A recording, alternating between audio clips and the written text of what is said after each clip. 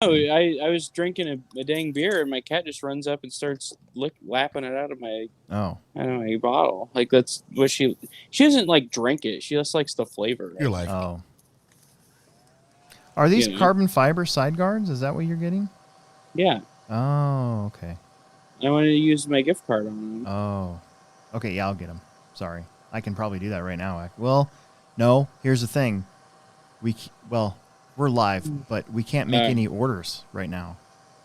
Like we haven't been able to order stuff since starting on Thursday.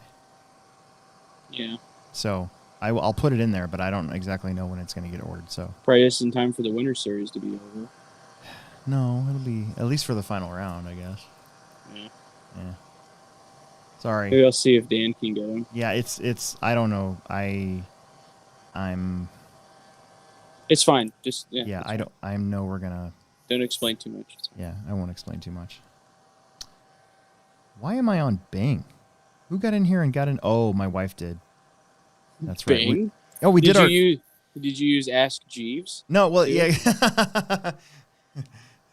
So here's the deal. At our store, we all use Google Chrome or Mozilla Firefox, except for one person who really likes to use Bing. Oh, I guarantee I know who that is. Probably, yeah, I know who that is. Mm-hmm. Who is it? And he'll have like 8 windows open or 9 windows open or 10 or 20. I've gone out to the computer once and there's just little window boxes at the top. And I'm like, dude, do you ever close a window? Like, why do you need these many windows open? I don't know. I might go back to it. It's so irritating. I was doing that today. Dude, using the heat gun to get rid of the mold release? Well, what that is, that white powder. Yeah. It's not mold. That's not mold release. What is that's that? That's the natural rubber of the tire. Oh. And you heat it up and it soaks it back in. Well, mine looked like it got wet. Yeah. Isn't that what that looks like? No. Like when you hit it with the heat gun and it kind of like it makes the tire almost look wet. Oh yeah, no, it's like sweating them. But dude, I've been doing this for years. Oh. I've been doing this for like 10 years. And now it's like the thing. This is like old go-kart shit. I didn't know any of that until I saw the Paul Wynn video, and then I was like, oh, I'm going to do that now. Been doing this for years. Oh. Well, look at you. Look at you go. You're so special, Will. Yeah, I'm a regular trendsetter. You're so smart. I remember that Leisure Hours race where you're heating up your tires with the tire sauce. Yeah, and everybody was making fun of you, and now that's everybody does that now. Yeah, now everybody does that. We either have a heat gun and that's part of our pit bag, or now we're buying $100 and something, tire warmers to do the same thing. Yeah, yeah. Scott Brown was taking not Scott Brown, no, Sonny Brown. Sonny Brown was taking video of me doing it. Yeah, and then it was like 3 years later, everybody had to do it. Hold on, my son just texted me. He said, "Dad." He's working at the store right now. Do you know what pitch the RC8 3.2E has? Yeah, it's Mod 1, right? It's just like I don't know, standard, like normal pitch. Yeah, it's a Mod 1. It's this one. Yeah, it's a Mod 1 e-buggy pitch. Yeah, the ProTech ones fitted, or the associated ones. If you tell them ProTech or low-C pinion gears. I bet there's a kid that came in and bought an RC8 3.2E kit from us about a month ago, and he came in last night, and I got him hooked up with tires and everything, and then I bet you he's there now getting help from my mini-me, although he's not so mini anymore. Mm-hmm. You gonna charge Emerson a super chat price for that? What's that? You gonna charge Emerson a super chat price for that? I should. I mean, he's getting paid now, so I mean, Margie put me down for $250. So funny story. I was live streaming the carpet races on Saturday, and I realized that on the carpet scoring computer, Tim is logged in. Mm-hmm. So I almost gave us like a $30 super chat from Tim. I wanted to see if it would work, and I'm like, oh, it does work. And I'm like, wonder what happened if I just hit enter. That would have been really funny. It would have been. Actually. It would have been like, what? Where did this $30 go? Oh. I don't know. Supporting the podcast. Yeah, we're supporting the podcast. All right, I'm going to open this up because it's going to get warm. So I went to go get, I took a different way to get here, and the QT that I stopped at was out of Orange Kickstart, so I had to go to my fallback, which is Monster Mean Bean, which the Plex was also out of. Otherwise, I would have got it for my cost, but instead I had to pay full price. So I was pretty bummed out. I got to shake it. Okay. Hang on, I got to shake it. And then I got to open it.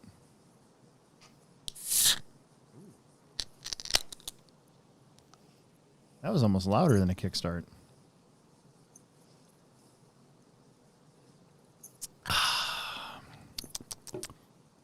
So, where are we at?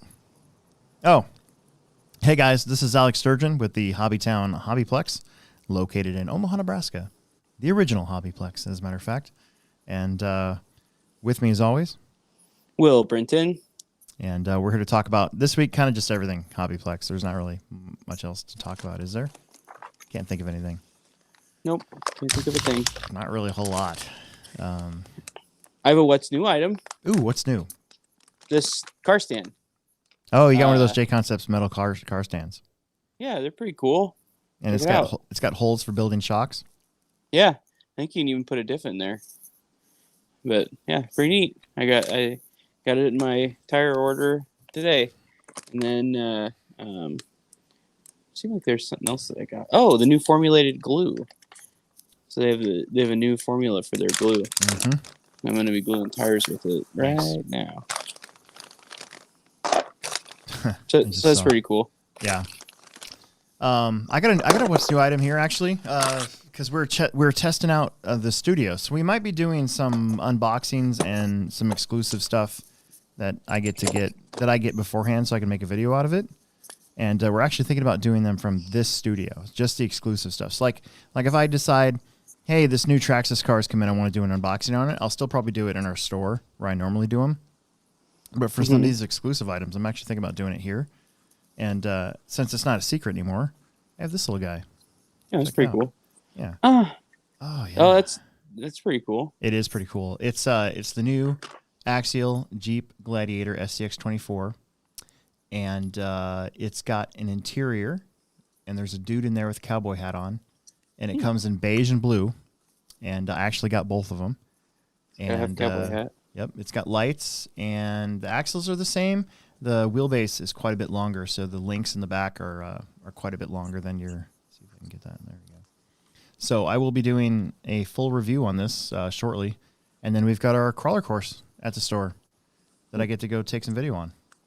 That's pretty cool. Yeah, and then I've got my my personal deadbolt that I've already spent a stupid amount of money on for a mini crawler. And then I've got another Jeep, and now I'm gonna have two of these, one for Emerson, one for me. The mini crawlers are pretty cool though. They're pretty I fun. was driving yours around on Friday. Yeah, they're pretty fun. Mm. And it's fun that our course is pretty intricate without taking up a whole lot of room. Yeah. I actually like that a lot better than the old course, the 10 scale course. Mm-hmm. Although I will say that 10 scale course video I did in 2019 just keeps on trucking. I have now like 78,000 views on it. Wow, that's 78,000 theoretical dollars. Yeah, I get like 2,000 views a month on that thing, and it's just a little 9-minute video of me going over a new section of the old indoor course.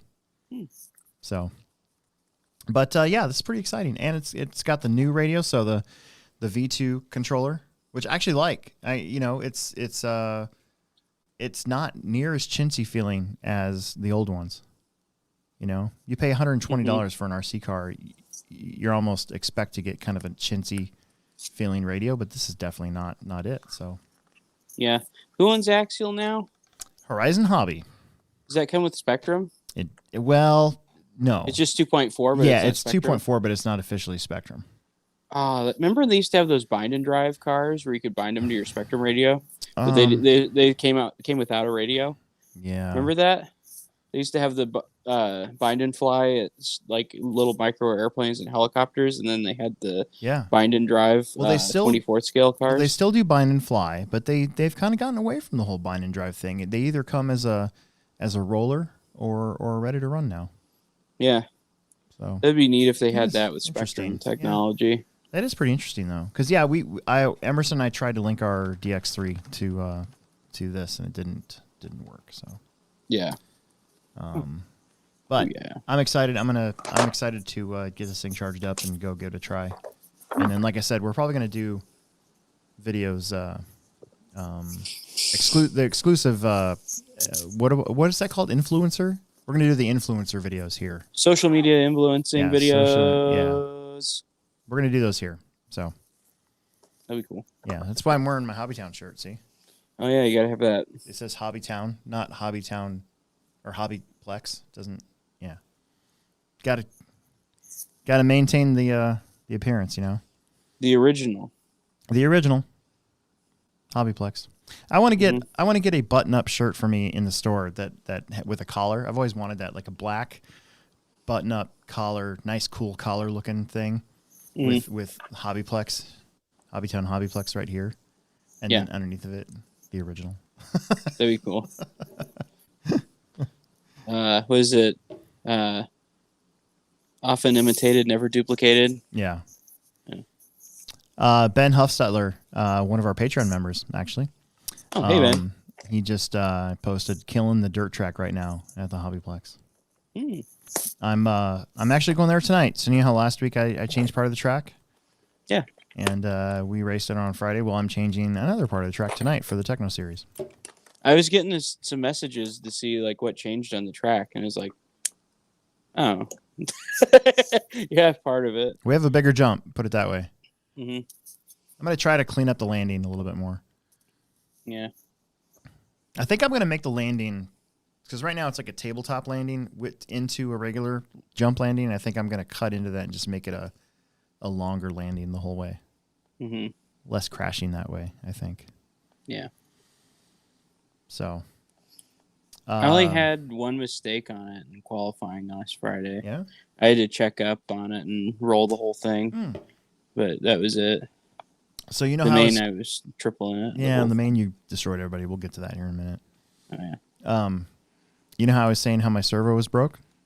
Yeah. And so I bought a $150 servo to replace it. What? Alex spend money on a toy car? What? My servo wasn't broke. What was it, bro? I stripped the horn. Oh.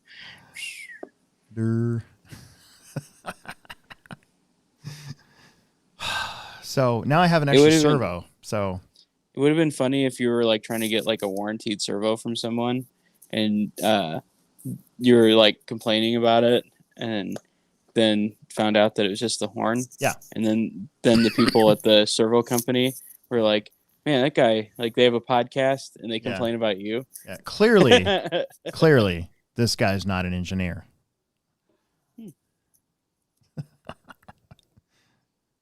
Like, do you get it though? Like the no, irony I totally in get that it. if that happened. Yeah, that guy's an idiot. I'm not watching his podcast. Yeah. So I'm trying to decide if I keep the servo or if I return it and get some wheels and some more stuff for my mini crawler. And I was thinking I need a receiver now, an extra receiver, and Sanwa receivers are $100. So it's like there is some stuff that I need, and I've already spent the money, and we don't give cash back, so I'll have store credit anyways. Who cares? Mm-hmm. Right. Or you just put a new servo in your car. I was thinking about that too. I had it apart today. I fixed 3 cars today. Yeah. I fixed the my EB410 that Emerson destroyed at Hutch. I fixed my e-buggy. I cleaned it up. I changed some diff fluids. I put the new rear shock tower on finally. And then I fixed we got a whole bunch. Emerson and I fixed a whole bunch of our mini Bs, so we're gonna have multiple mini Bs tomorrow for Tiny Tuesday. Mm-hmm. Oh, and Tiny Tuesday, we decided it's gonna go year round. Oh, that's cool. It's been growing, and I don't want to kill it. I want to be, March is only a month away, and I'm like, well, we were gonna end it in March, but now I'm like, I think we should just Is it a different crowd that shows up on those days? Totally different crowd. Huh. Yeah. Well, then I'd keep doing it. If it was the same crowd, then I wouldn't. But Right. Yeah. Those scales and those cheaper things to get into like that and start coming to the track are important because it gets you in the door to learn that, have fun with that, and then start racing 10 scale. Yep. Or 8 scale, or whatever scale you want. Yeah. Or just be the best at 18 scale, whatever you want to do. Yeah. No, it's pretty fun to watch. Pretty fun to watch new people come in and get their brushless stuff going, or just stick with brushed even, and just have fun. Plus, they're not. The cool thing about the mini racing is it's not hard on the carpet track like 10 scale is. Yeah. We had like 3 new tears on the carpet track Saturday. Ooh. It was brutal. And I didn't think it was that intricate, but the track was actually pretty hard. So, anyways, so we talked about your car stand. We talked about the new Jeep Gladiator that we'll have a new video on. The reason why... And the new glue. And the new glue. The reason why there's not a video out already is because this was stuck in shipping no man's land the last couple days. Yeah. So I'm kind of behind the 8 ball on that, but I'll still do a video on it. I think it'll be cool. This is glue. Strong stuff. Strong glue. You remember that? You know what that's from? Is that from American Pie? No! It's from the Blues Brothers. Oh, you're right. When Elwood sprays the bottom side of the Rednecks, and the Rednecks van. Yep. Or their Winnebago. How did I miss that? I love the Blues Brothers. I love that movie.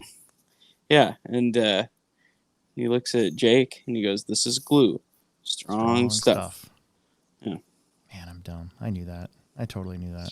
This is made out of a space-age polymer that under heat causes a rapid expansion. And he puts it in the tires.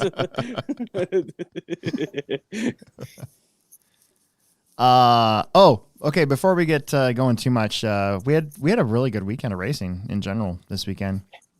Hell yeah, we did. But before we get to that, and then we'll get to the chat later too. All right. I wanted to tell. I have a couple stories, and I have a funny story that I wanted to tell that came up this week. Okay. The first one is I had a really weird dream last night, and it had to do with RC cars. Oh. So I had a dream that I was in some sort of world where there was like a, it was right next to like an Air Force base where they do like live ammunition drills. And we were watching it, and I was walking by this house, and I looked in the garage, and there was a whole bunch of old RC cars. This is 2 nights ago, by the way. Anyways, doesn't matter. A whole bunch of old RC cars, and apparently I was like, oh my gosh, like that's a whatever. And I knocked on the door, and the owner of those cars apparently had some sort of like social anxiety disorder, so he didn't want to leave his house, and he didn't really like being around people. Pretty much anybody that owns an RC car. Yeah. And so anyways, so I was like, well, dude, I love this stuff. And so we started talking, and then I became his friend, and then I would come around more. And then one time I was there, a whole bunch of more people like noticed it and started walking in the garage, and he started to freak out because there was more than just one person there. He was like a whole bunch of other people. And anyways, like I started naming off these cars. I can't remember exactly what the deal was, but it was like he didn't know what some of these cars were, and so I started naming them off. And I remember one of them was an MRC High Roller, and that is a very old monster truck, like a Clodbuster-ish kind of monster truck. I remember that one because it floated. Like that was one of the ones that could float on water, basically. Oh wow. Yeah. Or maybe it was a Royale. What didn't Royale make? Was it with the High cheese? Roller? No. There's a Royal or Royale. There's a RC car company. Huh. Weird. Never heard of it. Well, they should have a cheese version. Way before your time. They should call it the Royale with cheese. Royale with cheese. Because they don't have the metric system, or they don't have the inch system, or whatever. Yeah. Because they use the metric system. Yeah, that's what it was. Emerson's still bothering me about this car, and that was 20 minutes ago. I put my phone down, didn't even look at it. And I have my phone on mute, so it doesn't even work. Anyways, so then, okay, so we did inventory this last week, okay? I just want to tell everybody, the Hobbyplex hasn't done inventory the entire store since like 2010. And some of you that own businesses out there with inventory are going to be like, what the heck? But it's true. It sucks. We've always just sort of done spot inventory, but never the entire store. Well, we did the entire store this week. And that was a little crazy. And it's almost like word got out because it got actually kind of slow. Mm-hmm. Like where you could actually get some stuff done, and that never happens ever. Like, Yeah. I was, when they were telling me we were going to do inventory, I was like, oh my God, like, that's going to suck. You're like, I'd like to use my 2 weeks of vacation now. Yeah. But so last time we did inventory was 2010 when Hobbytown's first e-commerce website was linked to stores inventory. Mm-hmm. And I was put in charge of that. It took me 3.5 weeks to inventory the entire store by myself. You never get it all. Dude, yeah, I don't think so either. Although it was a lot better after that. But that, I mean, good God, think about that. That was 12 years ago. Anyways, so we were talking about stuff, and we were talking about how stuff can go missing. And it doesn't happen that often now because of the way that our store is. But it got me thinking about these two times where we used to, where the bodies are. So our store is 7,000 square feet, and then it's got this walkway that goes to the door that leads down to the carpet track. And along that path is where we stash all of our bodies. And bodies are generally, they're not high dollar items. We have buttloads of them. And they take up a lot of space. They take up a lot of space. So that's kind of, to me, that was kind of like the natural aisle for that. Well, back in 2010 or 2009, 2008, somewhere around there, for whatever reason, that's where all of the touring cars were at, and they were on the shelf. You could just grab them and look at them. Mm-hmm. And I remember walking by there one day, and there used to be an X-Ray T4 there, and the T4 one day disappeared. Like, I was like, oh man, somebody bought the T4? That's crazy. And so then I went to the computer and I looked it up, and it said that we still had it in stock. And I was like, You're like, crap, right? So that bummed me out. And then I remembered that like a day before I noticed that it was gone, there was a guy, and he was asking me about it. And he was asking me about Wednesday night racing and everything like that. And I remembered that there was two of them. There was a guy and a girl. And I remember the girl was way over there by the women's bathroom. And then she left before he did. And I remembered all this for some reason. It never really triggered to me back then. I was a little bit more naive than I am now, I think. But I go, I wonder. And so then I got on the computer like that Thursday or whatever. And I remember I looked up X-Ray on Craigslist. And what popped up was an X-Ray T4 touring car, 2008 or whatever it was. Yeah. And I'm like, holy crap, that's our car. And so... new in box, buy it now. New in box, yeah, exactly. And the guy wanted like $550 for it, which is pretty much, I think, what they went for back then. So anyways, so I emailed the guy, right? And I'm like, hey, what do you want? I'm interested in the T4. Can you tell me more about it? And then this guy was dumb enough to email me back. And so when I emailed me back, guess what was at the top of the page? Was his name. Yeah. And Facebook was brand new at the time. So I think, or it was just catching on, And so this was the first time that I ever looked somebody up trying to find out who this person was that stole this car from us. Where they lived and everything. So from his Facebook page, I was able to piece together that the guy lived in Plattsmouth, and I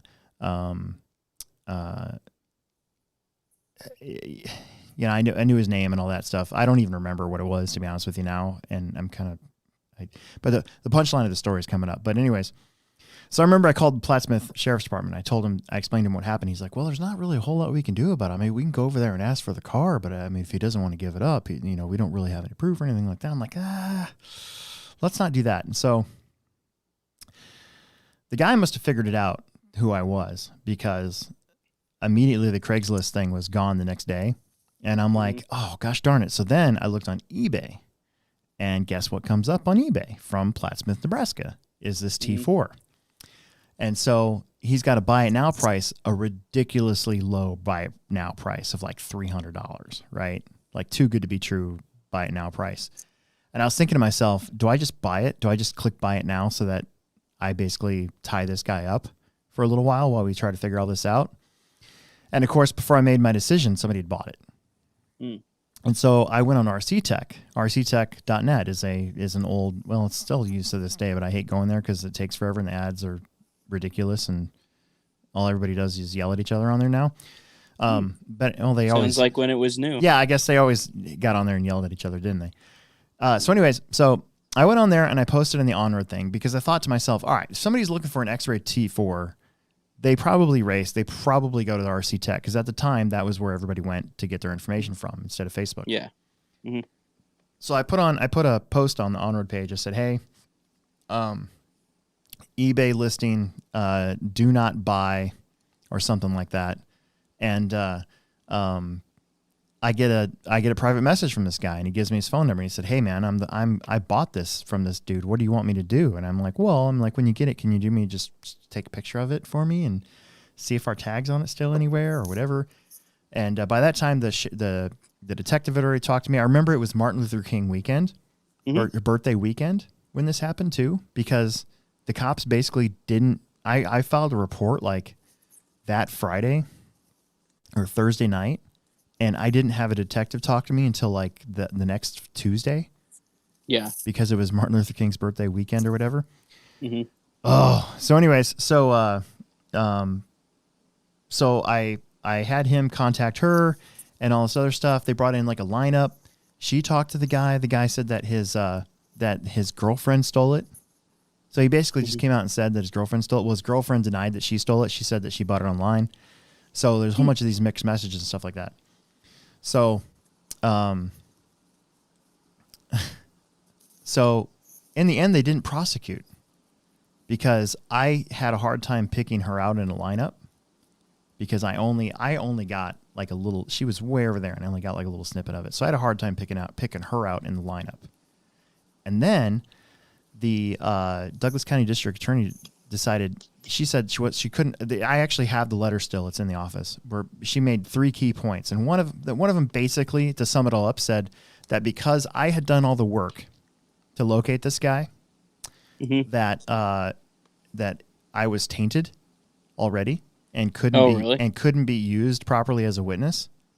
Huh. And that they couldn't prosecute this guy for jacking this car, even though he's the one that sold it on eBay. Mm-hmm. Okay, so I kind of like shadow stalked this guy on Facebook for a while, just to, it's like a nightly thing. Oh, I wonder what this guy's doing today. Yeah. Turns out that this guy was hit by an out of control RV on Highway 75 and put in the hospital for about 6 to 7 months. Very soon after this whole incident took place. Man, I love it when bad things Now, happen let me to tell you people. something. If that doesn't prove to you that karma is a real thing, give me a better example. Like, come on, Yeah. No, I mean, it can be. I'm waiting for some to really come through. Right. Yeah.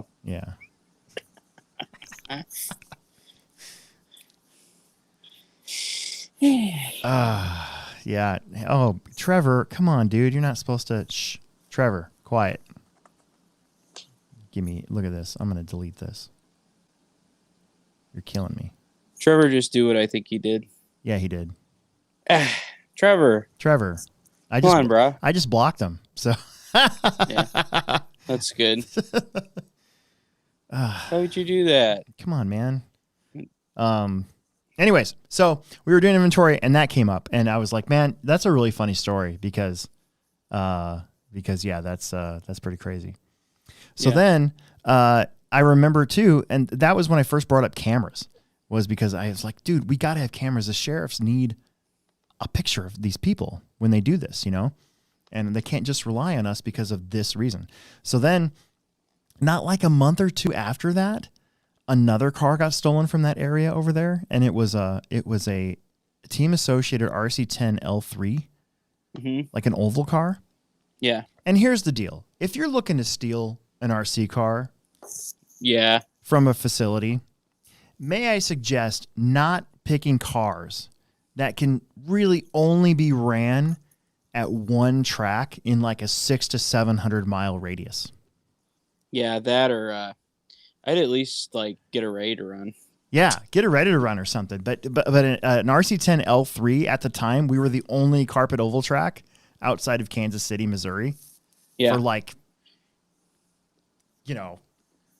800 miles. It's like crazy. It's stupid. So stupid. All right. So anyways, so I did the same thing. I looked on Craigslist, and sure enough, it was on Craigslist. And about a month after the Craigslist thing, I emailed the guy again to see if I could get a name. Never got an email back. So they must have knew.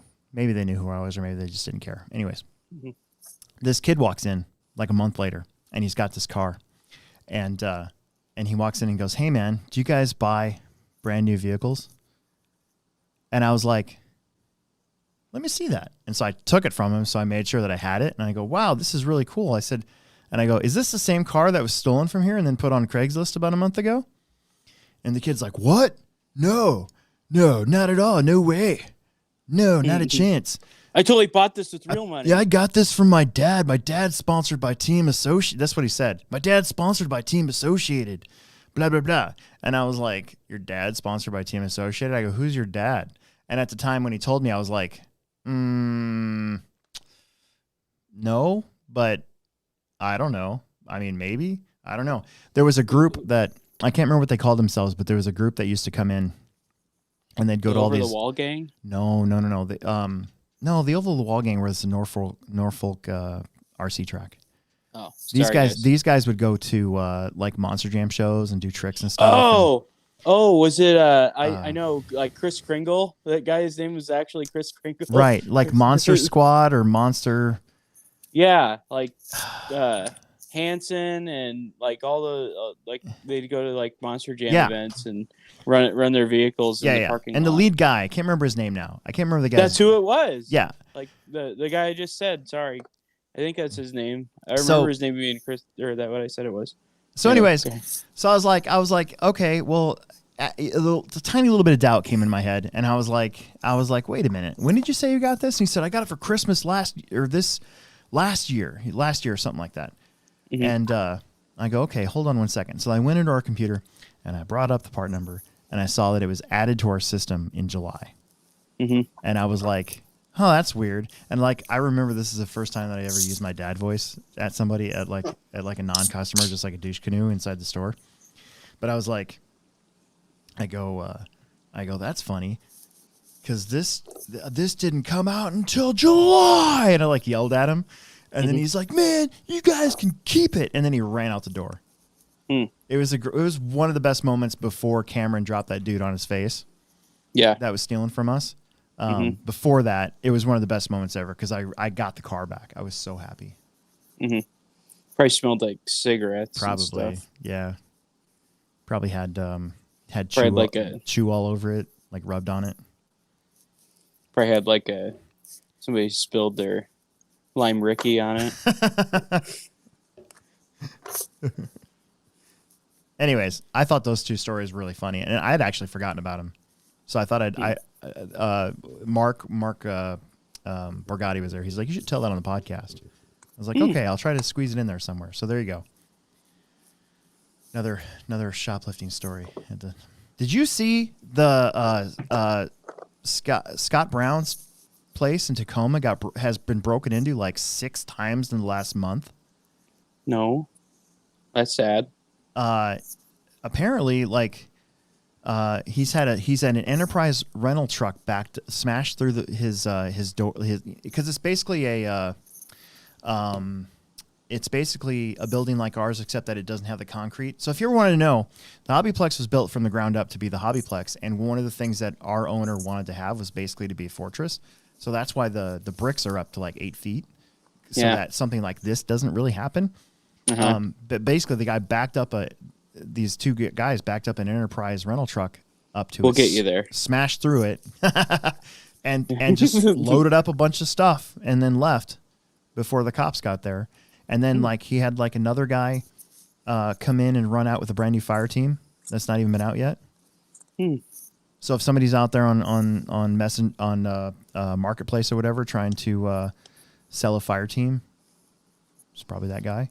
If you're in the Tacoma area and listening, and you are on Facebook Marketplace and see a whole bunch of brand new in-box RC stuff for sale, go ahead and contact your local Scott Brown. Yeah, because I don't know if, like, isn't Seattle where they're kind of not exactly on the whole police train? Oh, is that an area where it's like you can steal like up to $900 in a store without being prosecuted? I know that. I know in California, San Francisco, and stuff like that's a legitimate thing now. I saw this one meme, or I don't know, this article about this guy that his store kept getting robbed. So he made, there's nothing he could do about it. So he made the price of everything like $999. Yes. And then he had a coupon to make everything normal price when you checked out. So before it got to the register, it's candy bar value is 900, whatever the minimum value was. So if you stole something, you could be prosecuted for it. Dude, they got to do something because obviously they're not getting very much help on that other side of it, which is bonkers. But they'll learn. These places will figure it out when businesses start leaving and their tax incomes go really low, and anyways. But anyway, so if you're a listener that's in the Tacoma, Washington area, and you happen to see a bunch of really odd listings for brand new stuff, try to maybe forward that to Tacoma RC or Scott Brown. So that's pretty lame. Unfortunately, that's part of the hobby store stuff. That's when I see hobby stores that have a big glass front face to their shop, it makes me cringe because I know at some point it's like almost a given that that's going to get smashed. Yeah. I mean, I worked at a video game store and our front end got smashed for video games, $50 items, not $600 items. So anyways, on that note, what else is there to talk about? We're just kind of meandering today. Yeah. I don't know. I'm mounting stadium truck tires now. I did my e-buggy. I did my e-buggy tires. I got to do the other side of them at some point this week because I'm going to the track tonight. Yeah. So. Yep, I'm all mounted up. Mount up! Mount up. Don't you really just have to win one more? Gas truck? Yeah. I might already have it. I don't know. But you got it. It's best 4 out of 5, so you definitely got to. Oh, yeah. I got one more. I have one more that I have to finish in the top 3, I guess. Yeah. I think if you finish top 3, it's like mathematically impossible. Yeah. Yeah. Well, I hope everything goes well for me. That'd be nice. Yeah, well, I don't want to jinx it. Yeah, I got some more stadium truck tires today. Probably gonna mount 2 sets. I'm kind of bored with carpet now. Not bored. I guess I'm kind of over it. Like I'm ready to get dirt going, I guess. Is that bad of me? No. Like it's fun, and I really enjoy the traction aspect of it. Except when you put brand new tires on for your first qualifier and just end up doing traction rolls everywhere for 5 minutes. Yeah. 5 minutes straight. Carpet racing requires a lot of preparation. Like to have your stuff right. Yeah. For me, it did. Like that's why I dominated so much, is because I was prepared for everything. Tires broken in. Like all my tires had 2 runs on them. Yeah. My car was in a constant state of seasoned, like Lowry seasoning. Like everything was like broken in perfectly. I had like brand new drivetrains ready to go, or like already broken in drivetrains ready to go, like that kind of stuff. I'm tempted to take. I over prepared. I'm tempted to take Emerson's new Losi car, get one of my old bodies on it, and just go run that for the last 3 weeks. I thought the Schumacher was so good. You know, I just can't figure out how to keep that thing from flipping over. Yeah. So guys that are listening, this is the reason why you run brands that everybody else runs at your track. Yeah. Because even the guy that everybody asks advice to is running something that nobody else really runs and has a lot of time on, and he's struggling. I am. Saturday was probably the worst it's been for me with that car. Mm-hmm. And I'm sure the car's great. I actually wouldn't mind trying to run it on dirt. Mm-hmm. But I like my associated car for dirt, so I got it ready to go for dirt, you know? Right. And I'm not knocking the brand or nothing. I'm just the saying, quality is fantastic. Yeah. Like, I'm just saying, like, it doesn't matter what you have. Like, if you can't understand it to make it work for you, then, like, you should probably run the stuff that everybody else is running. Yeah. I mean, I watch Ethan's car, and he can go in as hard as he wants to at the end of the straightaway. And Ethan's car just goes, it squats down, hugs the carpet, doesn't even think about tipping over at all. And he can just barrel right through these corners. Where if I try to do that with the car I have now, I've changed a whole bunch of stuff on it. I've tried different shocks, springs, wheelbase setups. I've tried different heights of the axle, all that stuff. I come down the straightaway. If I turn hard into that thing, first the right rear tire comes off the ground, and then I just flip right into the wall every time. Yeah. Or even like when you broke that part, like 2 weeks in a row, you're breaking parts on that thing. Yeah. And there's no parts at the store for it yet. Like, that's another example why you run the common brands at your local track. But I'm not saying I'm using you as an example. No, it's fine. Yeah, right. It's fun to experiment though when you're not tied when you don't have a sponsorship and you're not tied to a certain brand. Right. For me, that part of it makes RC cars exciting again. Right. No, I get that, but just like somebody that's new and they want to try and reinvent the wheel. Well, yeah, I would never tell a new person to get any other car than an Associated or a low C car. Right. Ever. Because otherwise they'll just get frustrated and pissed off. Remember when that dude, like, was it 10 years ago now? God, that was a long time ago. Remember when that guy asked me what I think about him running 4-wheel drive mod? And I said, I said, dude, I don't think you should run 4-wheel drive mod, because he couldn't even keep a 2-wheel drive car from braking left and right. And 4-wheel drives were still very, very temperamental. They're made out of like peanut brittle back then. Yeah, and I was like, I don't think that's a good idea. I don't want to see you get frustrated with everything. And then that guy took it all personally and said that I insulted him or something and called him a crappy driver and all this other stuff. He went on RC Tech and like complained about me, and I'm like, dude, I'm never answering another question like that ever again. If that's the response I get, like, I'm being honest. I'm not saying you're a bad driver. I'm saying that you're having a hard time now. Try it with a 4-wheel drive that's made out of toothpicks.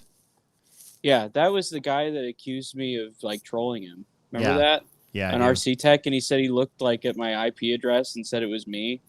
And Yeah. we were at a race somewhere. Remember that? Was that you Truth Talker or whatever that was on there? Yeah. On RC Tech? Something like that. And the guy said it was me, and I was like freaking out. Like, I didn't do that. Like, yeah. I don't remember what race we were at. Wasn't that we were Scott?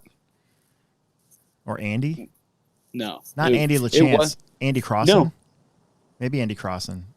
I don't know who. No, it wasn't anybody from around here. It's just really? like some random troll. Oh. Yeah, and that guy was like calling me out and like accusing me, and like that was when I was driving for like Hobbyco or whatever. Yeah, in Durango. Yeah, and it was like maybe the dingo ate your baby. That's what I'd always say when Durango was driving.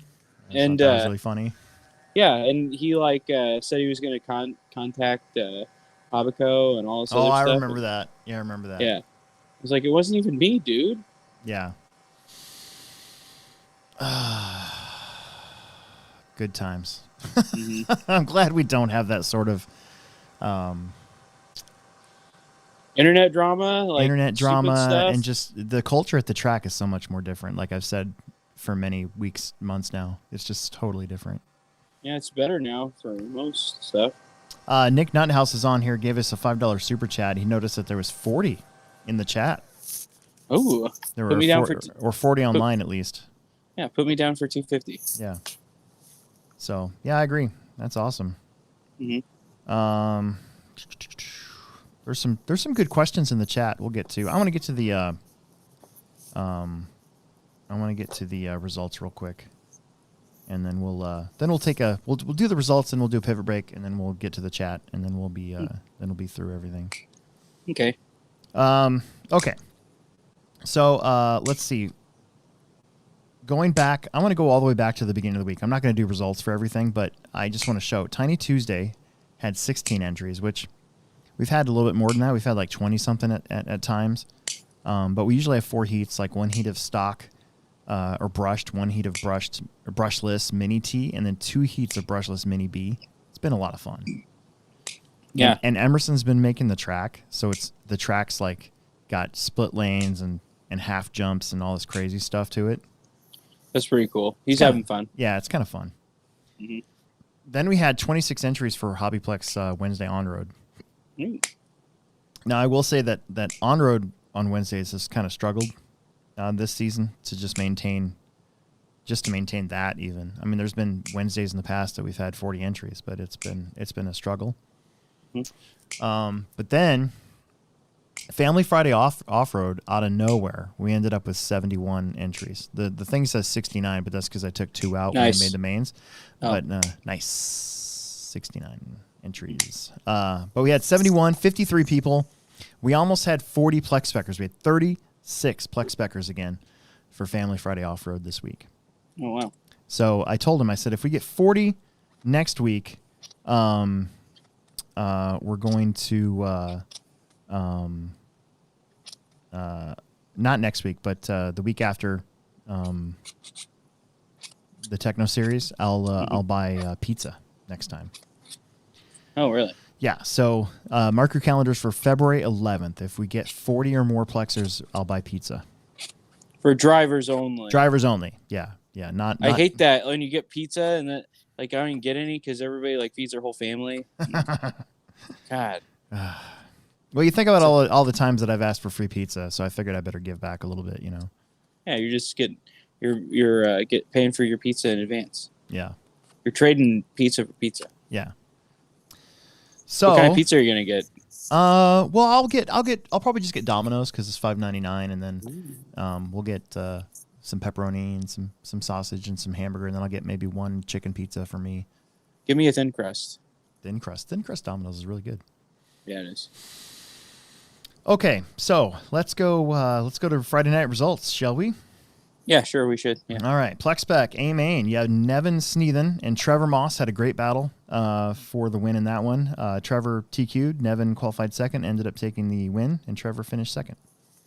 Then you had Grayson Stevie from 6 to 3. He got a Plex Buck.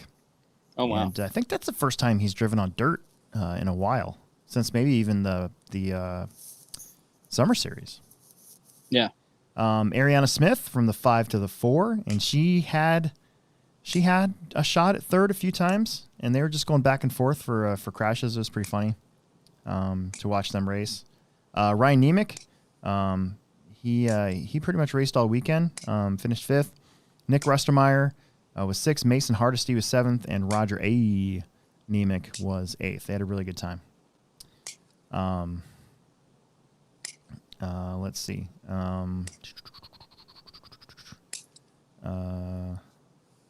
They're talking about right now. I hate to break it, but they're talking about in the chat how I banned Trevor. I better go up here and unban him. I'll do it later. He texted me and is like, "Sorry, he didn't mean he didn't know that he couldn't." Well, not that Trevor doesn't even work for us anymore, so it's not like I can tell him what to do. But still, Yeah. Come on, Trevor, you big dummy. yeah. Okay. 13.5 four-wheel drive. We actually had quite a few four-wheel drives. I think there was 10 or 11 total. A couple of them broke out, so couldn't make the main. John Kinzer won the 13.5 class. TJ Williams second, Jake Conrad third, and then Dylan Haas, Dalton Conrad, and Diego Quintana. A couple guys broke out. Tom Smith was there running mod, and so officially he won. But he actually got beat straight up by Kinzer. So 15-620 to 15-626. Then we go on to e-buggy. So Another great turnout for the Friday night e-buggy. I think there was 15 cars altogether. There would have been 16, but I thought my servo was broke, and if I would have known that it was just a servo horn, I probably could have fixed it and raced with you guys. But yeah, but then you didn't. So. But then I didn't. I just didn't feel like it. You know what happened was I was gonna fix it. I was gonna stay up Thursday night and fix it. I was gonna fix it Wednesday for a live stream, and my wife decided that she wanted to do taxes, and so I canceled. I canceled the live stream. Taxes. Yeah, so I canceled the live stream. Huh? And like real taxes? Real taxes, actually taxes. Oh. Not get your mind out of the gutter. Although I don't have to wait for taxes for that sort of thing. But then I was gonna wait. I was gonna do it Thursday night, and I honestly just had no motivation. I was tired, and I didn't want to. We had done the inventory thing, and my brain was kind of fried, so I didn't do it. And then Friday morning, I wasn't motivated either. I had to put the carpet track up. So then by the time I'm doing that, it's just like ugh. Anyways, so we had 15. There was a B main. We had a couple bump ups, and then in the A main, this guy right here dominated the A main. Just flat out, just stuck it to everybody. Yep. Jackson put on newer tires than I had, so because I haven't even touched my car yet. But that's what I ran in the main. Was that, and it worked pretty good as long as you didn't get out of the line. But yeah, I wasn't gonna mount up new tires for a club race, but I probably could have now. My tires came in, but because I didn't know if I was gonna get tires in time. Yeah, but yeah, my stuff was working like really good. So I didn't really change anything. I changed one thing. That was it. Friday nights are kind of weird because you would think that the track wouldn't with there's like less traction on Friday nights than what we're typically used to in a Techno Series race, but you can still run clapped out tires. Yeah, it's one of those things like we used to say that like at big races even the track only takes just old blown out tires. Remember that? Yeah. Oh yeah. And now it's a little different, but it's like Friday nights now is like that's kind of like our norm now. Mm-hmm. So it's like people are like complaining about tires. That's one reason why I wanted to run these. It's because guys, Will's running new tires. I can't compete with that, or like whatever. Like, oh, the factory guys got new tires, or like, well, I'm running this old blown out used up stuff, and yeah. Didn't really matter a whole lot. I basically raced the Techno Series, and then I used that set of tires for the next 2 or 3 club races. Yeah, that's what these were. So, yeah, you had 17 seconds over Jackson. Yeah, it probably would have been more. Jackson fell back basically to last, and then kind of worked his way back up. Yeah. I know at one point I was kind of following him around because I was getting ready to lap him. It was just a messy start behind you, basically. Yeah. Wade also got hosed. Basically, you know how when you get in a car wreck and it's not the first or second car that stops really quick, it's the third car that stops really quick that gets rear-ended? That's basically what happened to Wade.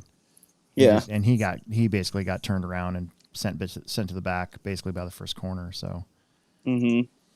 But he clawed his way back up to third. So John Kinzer and Dylan Hartshorn had brand new Gamma cars that they were breaking in. Yeah. And John ended up in fourth. Justin Stevie was fifth. Bender from the bump up to the 6th spot. And what happened to his car? Was it the main where his car, something happened to it? Like the stripped the horn or something? Who? Bender. What happened to Bender's car where it needed? Oh, in the B main, before the B main, his pinion gear fell off. Oh, that's right. So I run out there and I grab a wrench. Everybody's kind of looking at his car. Jackson comes out with wrenches. I put the pinion back on and tighten. I mean, I thought it was going to break the screwdriver because how much I was cranking on this pinion gear. And I was like, it ain't coming off. And I hope he never needs to take it off. Is what I told his mom. And so I did that. Well, then he's driving around and his shocks start falling off. Yeah. He didn't put the nuts on his shocks. Dude. And then he still got second and bumped to the A. Yeah. He had a lead. So Daniel's shocks came off like 2 minutes into the race, and it was a 5-minute race, and he had a lead, so he just had to nurse it. And I mean, he could still turn, right? He just it was just his left rear shock that was basically hanging off. And the only time that would be really bad is if he landed wrong off a jump, and it would just your car would just have less structural integrity and would brake easier. So he made it work though, you know. Made it all the way up to 6th. And then John Haas, 7th, Nick Sneathen, Dylan Hartshorn, TJ Williams. And it looks like TJ broke out about the 6-minute mark. And then we had a small buggy class.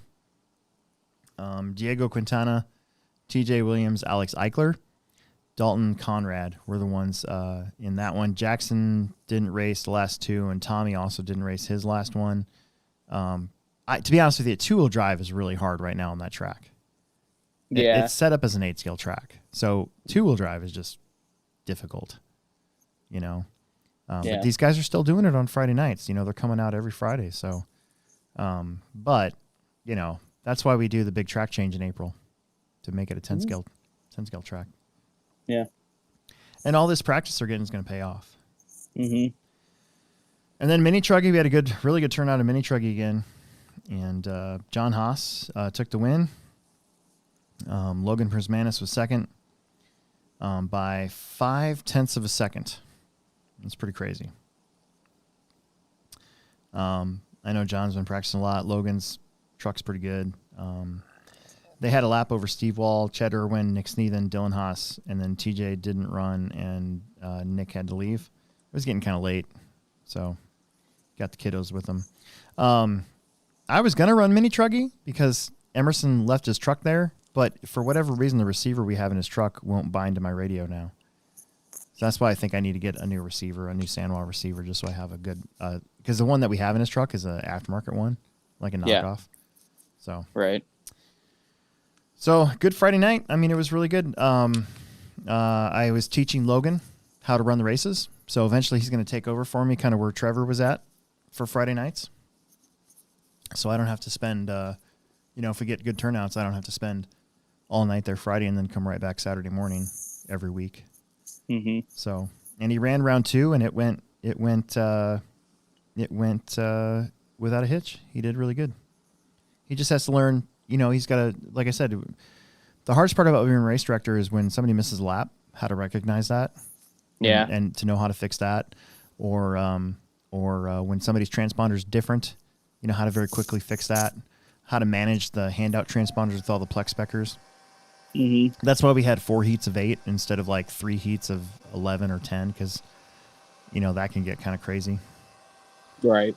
So, yeah, eventually he'll be taking over. Plus he announces correctly, he'll say who's in what place and how much time is left. Got to get that ingrained too, especially when you're in a dead heat with somebody and you want to know how much time is left, Yeah. Because that can be kind of stressful if you don't know. Then we had our first round of the triple scoop, our carpet race. And we had 3 club races left on the calendar plus the crash in. So that's why we call it the triple scoop. It's just a 3-race series, something really quick and easy, fun. We're giving away some ice cream gift certificates at Zesto's. It's actually cheaper than trophies. And it's something tangible that you can eat, if you win or get second or third. Makes that victory that much sweeter. Yeah, absolutely. And those guys at Zesto's last year, they were like, "You want how much?" And I was like, "Well, we have 6 classes, and I need 10, 7, and 5." So they're pretty happy too. Yeah. Zesto's is just across the street from the Hobbyplex. Yes. If you're interested in supporting this local retailer of ice creams and whatever they're known for ice cream. They also have food. But what they're really known for is that there used to be a Zesto's right next to Rosenblatt Stadium where they did the College World Series. And that was what they would basically bank on. Like their whole existence banked around those 2.5, 3 weeks or whatever that they would sell all that food and ice cream and stuff. So They have a west location now that's near us, and then I think they do actually have a location over here by the stadium. Where the podcasting studio here is right next to the Ameritrade Stadium. So, anyways, I just thought it'd be something fun. So, anyways, so we got 3. So this one knocks one of them out. I'm counting down the days. I only have to build a carpet off-road track 3 more times until next October. So, I'm pretty happy. Tuesdays don't count. We don't get everything out. So, we'll get into the mains here. Plex Spec A main. We had a good crop of Plexers. We had, I think there was 7 of them. Yeah, there was 7. Camden Mosier did a really good job and took the win. Mitch Savine was running his 4-wheel drive buggy in Plex Spec. Ended up finishing second. And Ryan Nemec got another top 3. Sawyer Haley was doing really good.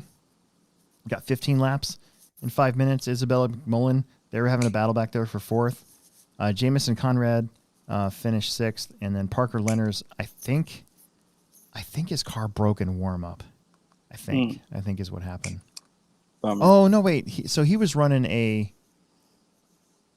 I think we didn't even worry about putting a transponder in his car. Oh. Because I think he's like 3 years old.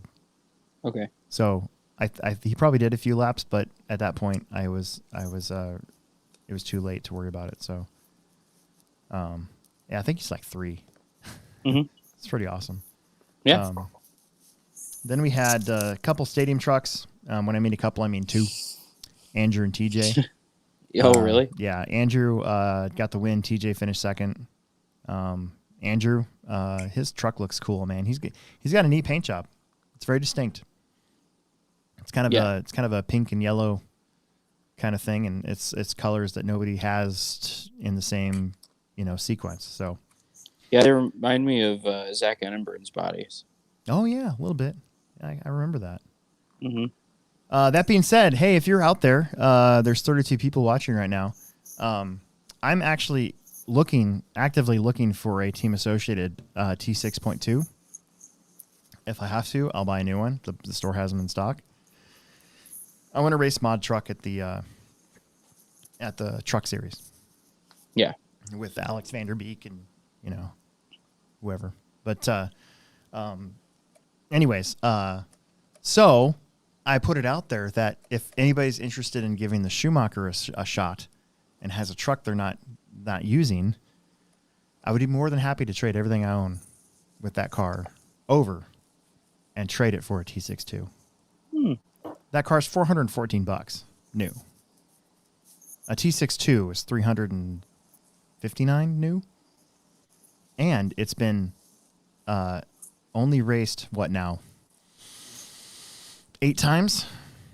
Yeah, and it's been properly sturgeonized, and it hasn't been smashed on. I have yet to kick this car or smash it. Yeah, I might have frowned upon it, but I wouldn't. Yeah. Anyways, so there you go. So if you're out there and you're interested, find me on Facebook. I put a post out there and only got a couple of responses, and none of them were. It was basically making fun of me more than anything. But I'm serious. I wouldn't mind just trading it straight across. So if you're interested in a cool buggy, and you don't want to race truck and you have one, hook me up. Anyways, expert stock. We had Dayton Mosier pretty much cleaned house today, or Saturday, I should say. David Peevler finished second. Daniel Bender, ended up third. John Berding had a pretty rough go of it. Got hammered on a little bit. And Matt Mosier ended up fifth. Jana Peevler made the main and then hung out there and got a 6 out of it. TJ Williams with the bump and Rod Case with the bump. They finished 7th and 8th, respectively. Rod Case is still running a 21.5 in the expert stock class. So, yeah, that's pretty cool. Mod 2-wheel drive. Like I said, Dayton Mosier pretty much cleaned everybody's clock this weekend. He was flying. Caden Berding qualified third, finished second. I qualified fourth, somehow finished third. I did make some changes to the car that made it better. So I put on old tires And then I made a whole bunch of like geometry changes to the front and rear end to try to get that car to not basically lift up so much. Kind of worked, but still wasn't a good day but by my standards with the car. I just couldn't feel like I could go very fast. Yeah. Peevler had a rough go of it in mod. He qualified second. His car was looking really fast. He was one of the fastest cars in practice, and then the track monsters just ate him up. Like there were a couple jumps now because you were landing and turning right away. Yeah, you kind of had to make sure that you were pointed still straight off the landings before you turned, and if you didn't do that, you would basically roll over. And like we had 3 jumps. We had a little jump off the straightaway, a medium jump in the middle, and then the bigger jump on the side near the far end of the driver's stand. And I crashed like 4 or 5 times in a row there on qualifying because of the landing and how you had to I was trying to power into this corner and it just would flip me over. So once I figured out not to do that and I started aiming for a certain spot, I was able to keep a tight line, and David would catch up to me and then wreck, and then catch up to me and then wreck, and then catch up to me and wreck. So he clearly had the faster car, but I was able to hold him off basically by not crashing, which is, I wish I could have driven harder and tried to chase after, the kids in front of me, but I couldn't. Mm-hmm. Anyways, Mitchell Pavel was 5th and Cody Lenners was 6th, right where they qualified. Four-wheel drive, we had another great turnout in four-wheel drive. I think there was an A and B main in this class as well. And Dayton Mosier, once again, just destroyed everybody. Peevler was very fast. He had the fast lap by like 0.5 of a second. But he qualified second, finished there. John Berding qualified third, finished there. Matt Mosier qualified 4th, finished there. Jana Peevler was a big mover. She bumped up and then finished 5th. Wyatt Lenners, I remember both of these two got a really good start. So Wyatt moved up from the 7 to the 6. Ronnie Went was 7th. Andrew Thomas qualified straight into the main, but finished 8th. And then Independent Buggy was a really good one. So, as I've said in the past, it's kind of fun to see Omaha finally have our own group of fast kids now. It's been a while. Yeah. Right? Yeah. So, in Independent Buggy, you had Daniel Bender qualifying second. He took the win. TJ qualified first. He finished second. These two were basically dueling it out for most of the time. Andrew Thomas was coming for these guys, and with about a minute left to go, had one bad lap that he basically gave all the time that he was catching up on back to these two. But he was coming. But he qualified. He was in the B in Independent, and he won 2 weeks ago. Mm-hmm. So he qualified. He bumped up in the 7th spot, moved all the way up to 3rd. Rod Case qualified 3rd, finished 4th. Cody Mosier qualified 6th, finished 5th. Ronnie Went was 6th. Eric Eric Z-Man was 7th, and Josh McMullen finished 8th. Josh had kind of a grumpy car. I think it spun an idler gear or something in one of the qualifiers too. So anyways, so a pretty good weekend altogether. And then they ran the Enduro yesterday, and they only had 5 teams. I think Tim was kind of disappointed in that. But, dude, honestly, he needs to advertise better. Yeah. Like, I didn't know about the Enduro until like a week ago.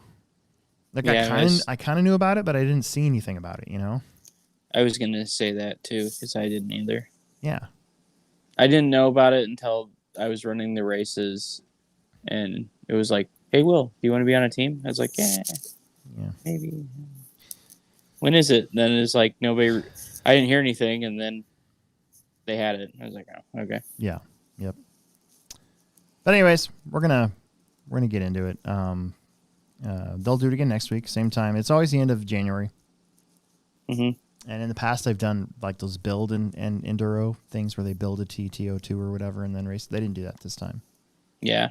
So I would like those in the past, as long as it's brushless, I would do it. Like I'm still not a fan of the ones where like guys are changing their motors because they're getting slow. No. Because their brush motors are wearing out. Yeah, no. That was part of the fun. You had like a whole stack of motors there. Like guys would run upstairs and buy one of those white box torque motors and then run back downstairs and they'd be ready to go with the motor swap. You even had got like teams like with motor mounts already on the motors. It's good for the store. Well, no, it's good for the store, but it's like, how are you like? You should have like some kind of like deficit, like to do a motor change, like 50 laps. Well, the deficit is time though. How long does it take to do a motor swap? They were doing them in like 5 laps. Oh, that's pretty fast. Yeah, it was like ridiculous. Oh. It was like they could do a motor swap and a battery change. Yeah. So it was like, what's the point of that? Yeah. All right. I'm just mad because my team wasn't changing motors. Honestly. Hey, Richard, how long is the pivot break? 4.5. Oh, so I can go pee? Absolutely. Oh, it's gonna feel so good. Yeah, I have to pee. I'm All right, full me of pee. too. All right. Well, we're gonna do the pivot break, and then we're gonna run through the chat.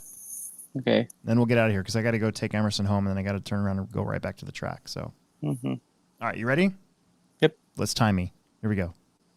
And now, a word from our sponsors. This is a Pivot Lending Update with David Olson and Don Zoller. Get some. Hi, this is David Olson with Pivot Lending Group, and today we want to talk about the Lock and Shop program that we brought back to you guys in May. And it's important today because interest rates are on the rise. The Fed is determined that they are going to potentially raise interest rates at least 2 to 3 times this coming year. And within the dynamics of our industry, we have some quantitative easing that's going to be pulled back. So currently, the Treasury has conservatorship over Fannie Mae, and they are purchasing in the mortgage world, mortgage-backed securities at a certain rate, a pretty fast rate. And that purchase program has really helped to create a market for mortgage-backed securities over the last probably decade, and has been one of the big catalysts for driving interest rates down.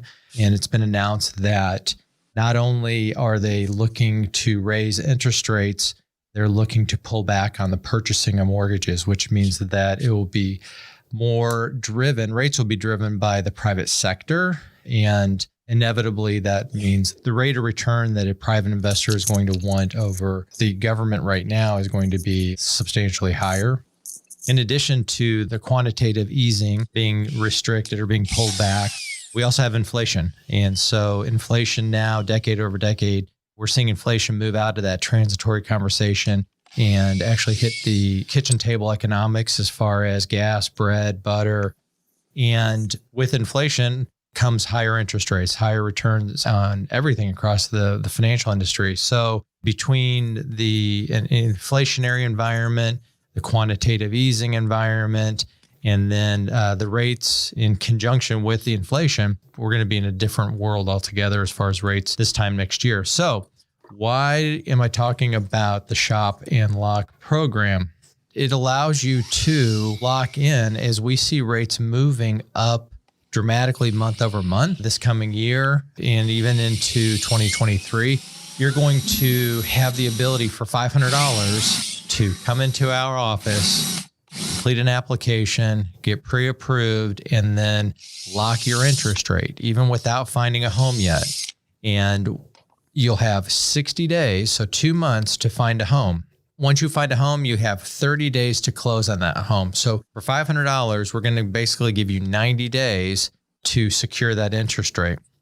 We guarantee that we'll close it within 30 days if you can guarantee you can find the home within 60 days. Once we close, or during that closing process, we will give you a lender credit for the $500. We'll take that $500 off of your closing costs so that it doesn't cost you anything out of pocket to lock that interest rate, use that program. If you do not find anything outside of that period, then there's the $500 charge. Now, that being said, some people are going to say, well, in this market, you can't find a house in 60 days.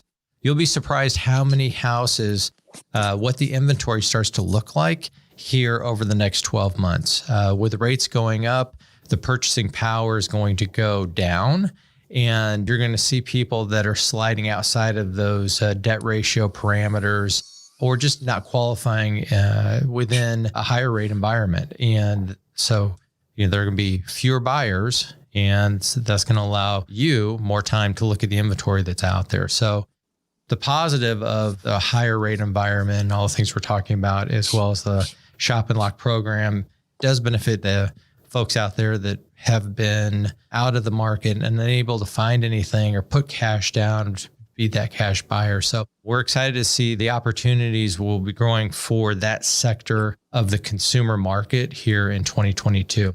So shop and lock program is fantastic for you guys. Let me know if I can help. Give me a call, 402-881-5951. Shoot me a text.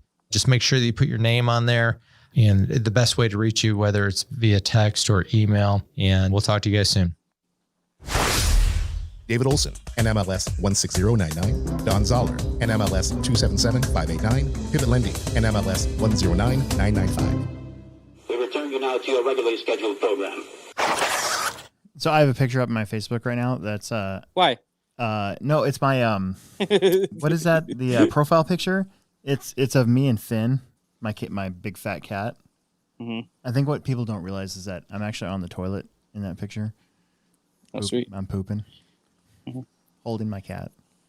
Yeah. What is it with cats that want to be like near or on you while you're dropping a deuce? Oh. What is the deal with that? Do you remember this? Here, look up. Remember that? Yeah, I remember your hair. That's like right when you just got out of prison, right? No. Look at my face. Remember that? What's wrong? What's wrong with it? You remember that? What? Remember Oh. when you went on that bike ride? Yeah, and you got hit in the face with the branch or Yeah, poison ivy. I've never been allergic to anything, and somehow something down there in Wilderness Park made my eyes it looked like I got beat up basically. Yeah. And you gave me a Benadryl, and I took it right before I drove home. Yeah. Oh, I remember that. Like halfway home, I was like falling asleep, and Emerson's like, "Do you want me to drive?" And he was like 14 at the time. I'm like, "No, 13, 12. Jesus, that was a while ago." Yeah, it was a long time. God, That was when we were riding mountain bikes through that like field that hadn't been like kept or whatever. right? So there was just that little baby stripe of Whack. and like I felt like we were like running through that field and was it Jurassic World when the raptors are pulling them out of the just like oh and they get pulled down. That's what I felt like we were doing. That was bad. I had sunglasses on too, and I rubbed it in my eye, and it was terrible. Then the next day, KETV did a thing for us, like a morning advertising segment, and I was supposed to be the point man for us. You're supposed to be the guy with nice eyes, dude. So if you go watch that video, I mean, I look horrible. I look like I got beat up the night before. Mm-hmm. I'm surprised nobody's commented on that because it's on YouTube. I'm surprised nobody's actually commented like, "What happened to the dude? Like, who did you lose the fight to?" Because I was still all sorts of poofy. I mean, it's bad. Hey, you should have seen the other guy. Yeah, right. I wish. I haven't been in a fight since the first time I ever junior heard that line. high. Yeah, the first time I ever heard that line, like, you should have seen the other guy, was in Fargo, when Steve Buscemi is like, he's like trying to hold his bloods into his neck, and he's like, "Oh, you should have seen the other guy." Like that part. It's like one of my favorite parts of that movie. I personally like the bodies getting chopped up in the wood chipper. Yeah, that's an iconic part of that movie. Yeah. There was that part, and then when they're interviewing the people that, the nice ladies that they spent the night with the night before, they're like, he's just funny looking, you know? And they like all nod at the same time. Anyway, I digress. All right, let's get through the chat because my son's going to be waiting for me. You know, last week I actually forgot that I had to pick him up and take him home.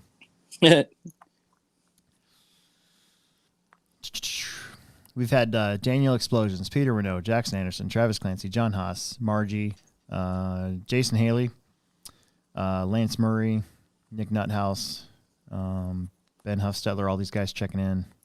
Nice. Steve RC, Steve Eichler puts, Are you going to the J Concepts race at the fake Hobbyplex? No. It's not fake. It's just, it's funny to me that the name's being used again by not the original source. That's all. No, actually, I'm not. I'm going to 3 INS races this year. I'm going to go for that 40 plus champ, man. Yeah.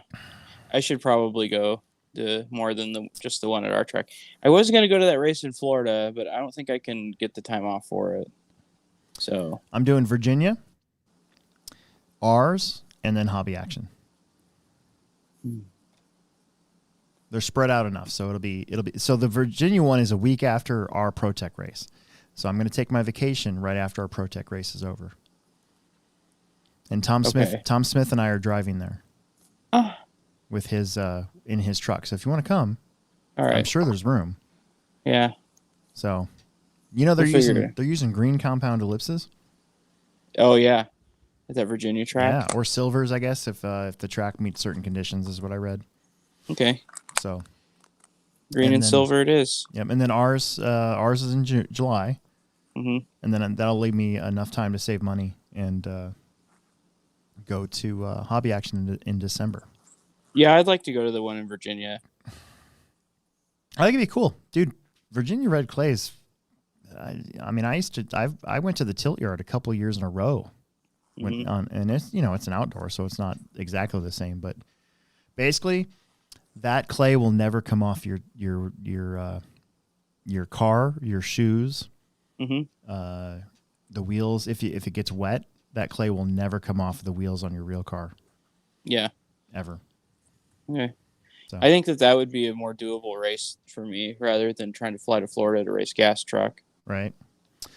I'm because I'm going to use my vacation for that, and then Emerson and I want to go camping at some point in the summer, so I'm going to use my other vacation on that at some point. And I'm still going to that Rocas crawling event at Red Rocks at some point. Yeah. Whenever they announce it, if they announce it, I guess. Yeah, you guys will have to just come camping with Aaron and I. Yeah, except you'll probably tent camp, huh? Probably, yeah. Yeah. Well, you can shower in my shower. Yeah. If you want. Or not shower at all. Who cares? Yeah, or whatever. We're out and it's camping. You can shower by standing in front of the campfire and letting all the smoke get on you. Then you just smell like smoke. Oh, okay. Anyways. Andrew Barrett says you need to say exchange, not return, because then you'll have people coming after you saying I can do returns for myself. Well, I mean, you can return stuff at the Plex, not necessarily exchange. You get a gift card, a store credit gift card. I still call it returns, I guess. All right, here's one. Jason was asking about this on Saturday, and I was kind of like, in some instances I could see having it on 6, and in some instances I could see having it on 7.4. ESC settings, 6 volt or 7.4, which one and why? 10 scale, 6 volt. 8 scale, 7.4. That's what I said. Mm-hmm. I feel smart. Yeah. I run, it just depends on the torque of the servo and the speed you want. I don't know. I've been slowing my servo down in my electric 10 scale, when I was running it, but my 8 scale, I'm running that Reedy crawler servo in it. Yeah. To get around 500 ounces of torque. And then I think it's at 0.9, 1.0 speed at 7.4. So it's essentially a pretty awesome 8 scale servo. Well, and plus with 8 scale, then you run that so you don't have to run a regulator, because that's just one more thing that fails. If you have the servos to do it, why wouldn't you run them at the 7.4 voltage? Yeah, I'm an electric 8 scale. Yeah, well, same thing. But yeah, in nitro 8 scale, I was just running 7.4, or just off the battery. But in 10 scale, you don't need. It's almost detrimental to have a crazy fast speed. Yeah, I don't like crazy fast servos in electric 10 scale. Makes your car twitchy. Helps make your car twitchy, I guess. Yeah. Cool. I kind of gave the same answer in a way. Yeah. I was like, yeah, I'll ask Will, but I bet you he'll say the same thing. Inventory after the garage sale. Well, we're probably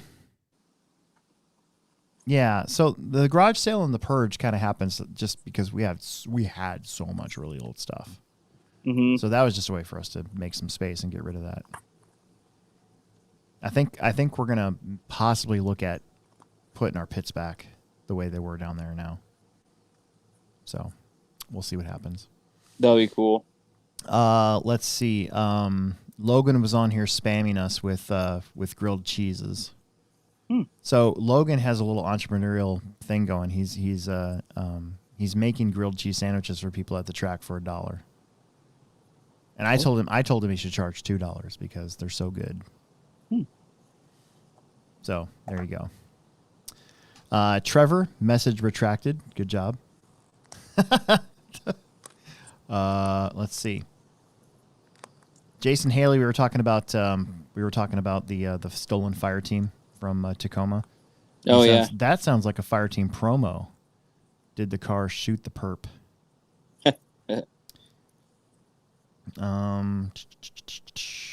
Wiz says check eBay in Macari. Yeah, I think a lot of stuff that's stolen anymore, unfortunately, is remember there was that website you could go to that's like sell my stolen stuff or something like that, and it would direct you straight to Craigslist.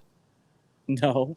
It was like somebody basically that was pissed off that their stuff was being sold on like their stolen stuff was being sold on Craigslist. And so they made this thing, and it did basically redirected you to Craigslist as kind of like a jab at Craigslist. That's funny. Yeah. No, I don't remember that. Jackson says, this is ironic that I'm doing an essay over the hobby getting robbed, causing the hobby to struggle, and it comes up again. I mean, unfortunately, it's part of any retail business, to be honest with you. It's just that a lot of stuff, a lot of these places, these hobby stores, a lot of them still abide by the idea of having everything out for people to touch and grab and look at. Yeah. And that's how you get those grab and dashers people, Impulse sales and impulse steals. Yeah, exactly. But also because our stuff's such high dollar. Yeah. When something does happen like that, unfortunately, it's kind of a big hit, Like that firestorm. I mean, that thing probably $600 cost. Mm-hmm. Jason Haley said the double going onto the straightaway was the death of him. So we had these two. So we had I set up the track was really back and forth because of the Enduro setup they had. So once again, we had these really short lanes that didn't let us have any sort of like rhythm section or anything. Mm-hmm. So I did little jump, medium jump, big jump, and then I'm like, well, I got to break this up somehow. So I put two rollers back to back over here in the corner, and you had to come up to them and roll the first one and then roll the second one. And again, it's carpet, so if you jump it and land flat, you'll almost instantly flip over. So there's unfortunately a lot of crashes like that. Did I glue the sidewall of my tires? As a matter of fact, on the set that I put on last, I did. The fronts were glued. The sidewalls were glued. And it wasn't really traction rolling from the front. I had somebody take a video of my car, and you could see it was the back of the car that was coming up, not the front. I don't know. I'm a struggle bus. I'm ready for dirt. Yeah. The front suspension's probably too stiff. And it's like pivoting and lifting that tire. See, and I tried softer springs, and I don't know. Did it worse or did it change? It felt like it was worse. Hmm. And I did take my front sway bar off because that just made the car drive really funny. I don't know. I'm just like I said, it's a cool car. It's quality stuff. Everything fits really nice, and it's put up to a lot of crashes and stuff. Mm-hmm. Once I got over that initial hump. Yeah. Anyways, Jackson says he put on non-broken in tires that he broke in trying to get the tires softer, and that's why he was struggling. David Fast is on here again. We had a David Fast sighting again. David got a whole bunch of new cars all of a sudden. We were just talking about that last week. I know. So weird. Jason wants to know, aren't clapped out tires the best to use on green tracks? It depends on I guess it depends on the track. Depends on the track. Yeah.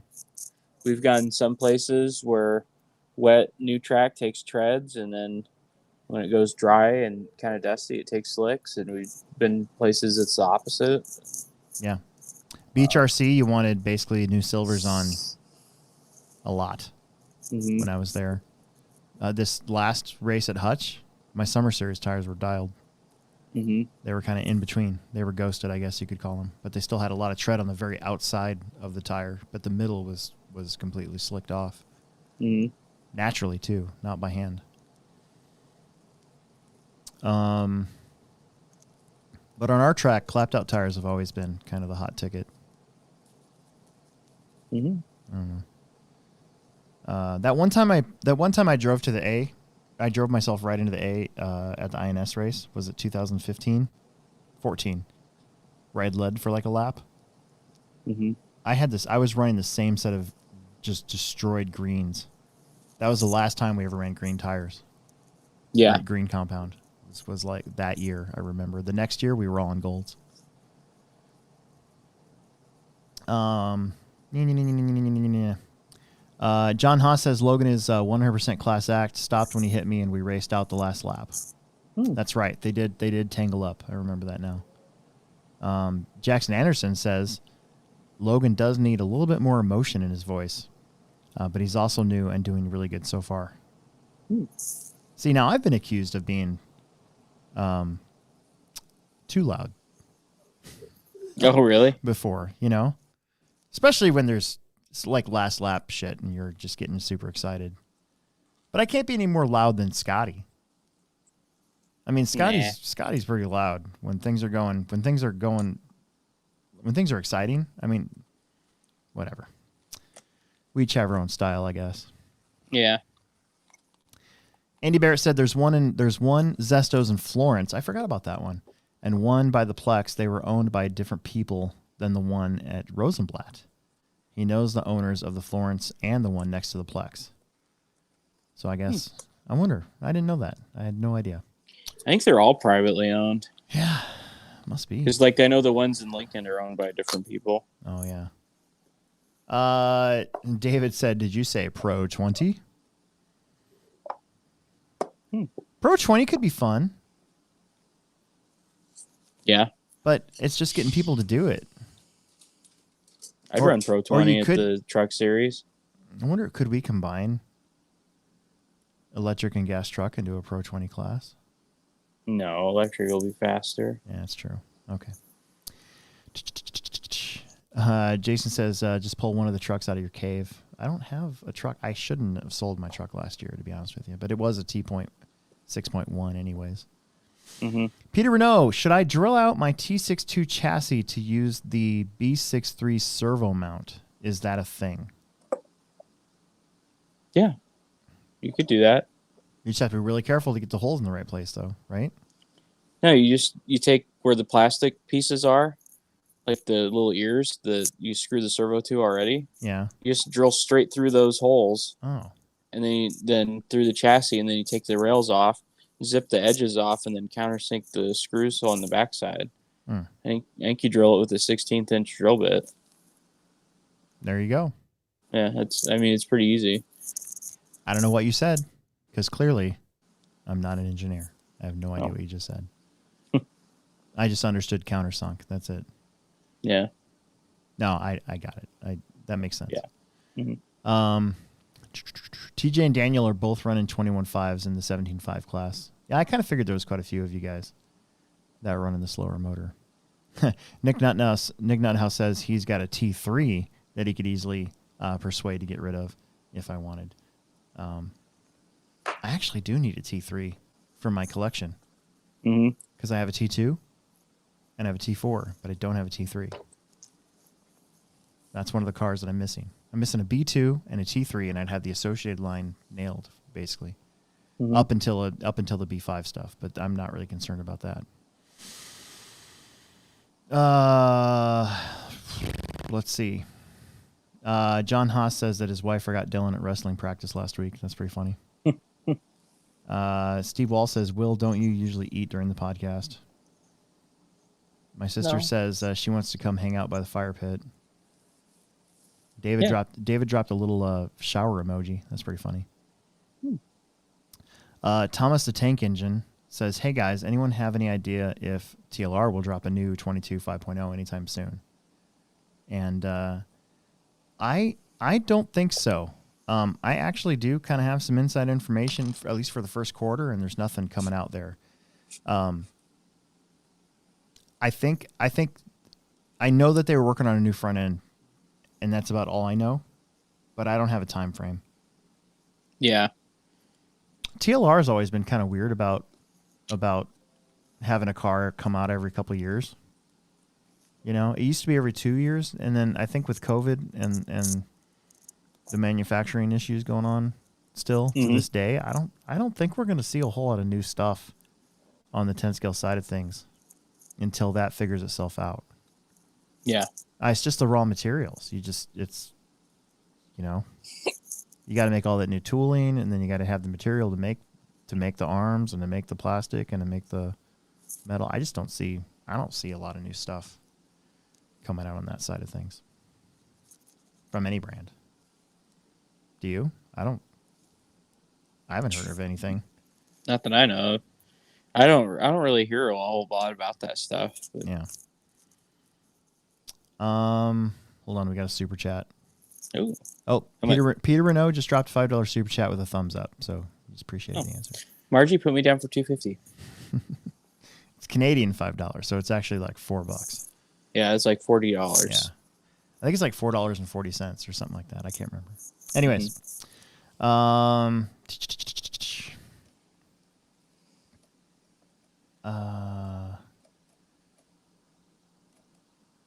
Steve RC says that he told Alex they would try to go to the Masters of Dirt in 2023.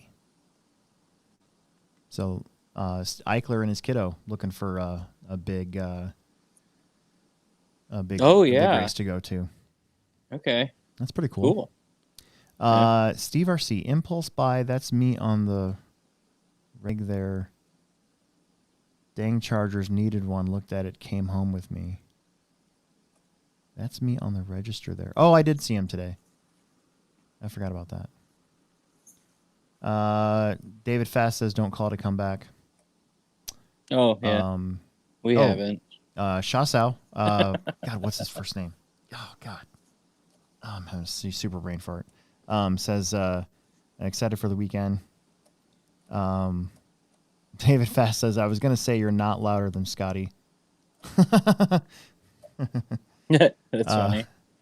And then Shasao also says, I'm really glad I started coming down to race with you guys. Kudos to you guys and having a great facility. Feel very welcome there.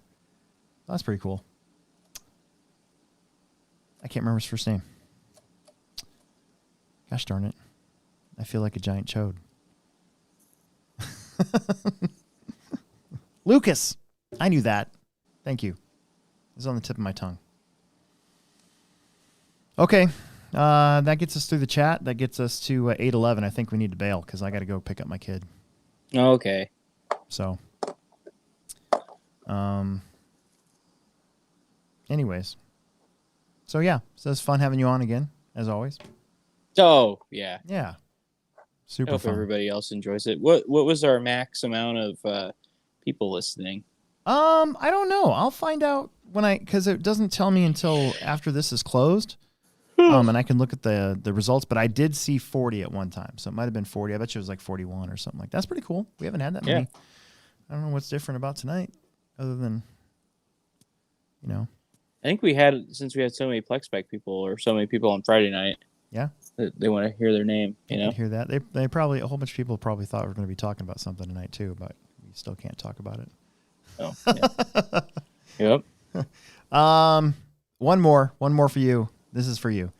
Daniel Bender wants to know, he's probably already texted you. I don't know. What drill kit do you use to cut pistons? I use the one they sell up in the shop. Is it TQ Racing or? Yeah, Racing. That's the same one I got.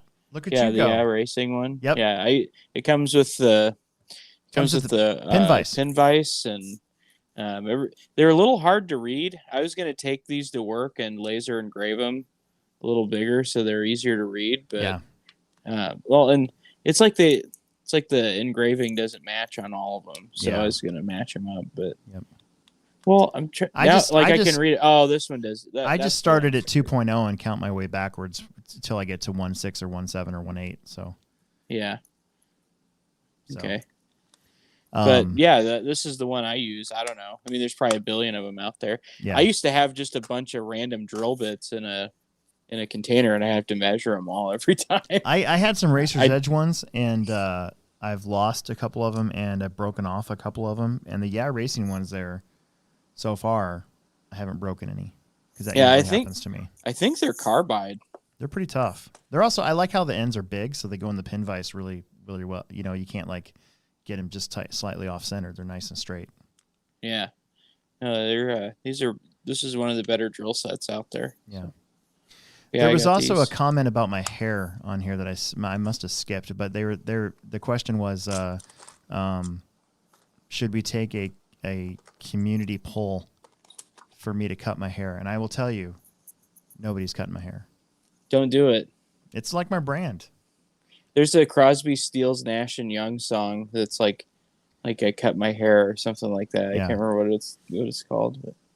I'm telling you, I'm gonna pull it back into a ponytail. That's my ultimate goal. I've never done that before. Dude, I'm going through changes in life, man. I'm gonna have a ponytail and I'm getting a tattoo in a couple weeks.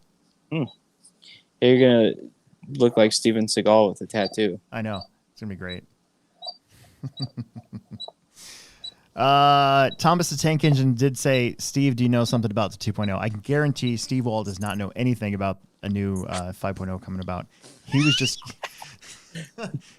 giving you crap because the normal response is to say 2 weeks, man, 2 weeks on anything new coming out. That's been an inside joke in RC for many, many, many, many years. So there you go. All right, we're really leaving now. Yeah. All right. Thanks for being my partner on here, Will. Yeah, no problem. Glad to do it. Holy crap. By the way, this show's been brought to you by Pivot Lending Group. You can find them at pivotlending.com. And if you mention our show to Don Zoller or David Olson, as you sign up for as you get your home loan or refinance, you can get a $500 lender credit or 0.125 off your interest rate, your choice. And we always think it's really funny that if you're in the market for a home loan, you call Pivot Lending Group and say, hey, is Aiden Olson's dad there? I just think that's hilarious. So yeah, I don't know what to call Dawn. I've only met her on Zoom call, so I don't want to like throw stuff her way she might not find funny. But David Olson, he'd find it funny. So yeah. Anyways, all right. I'll see you later. See you guys.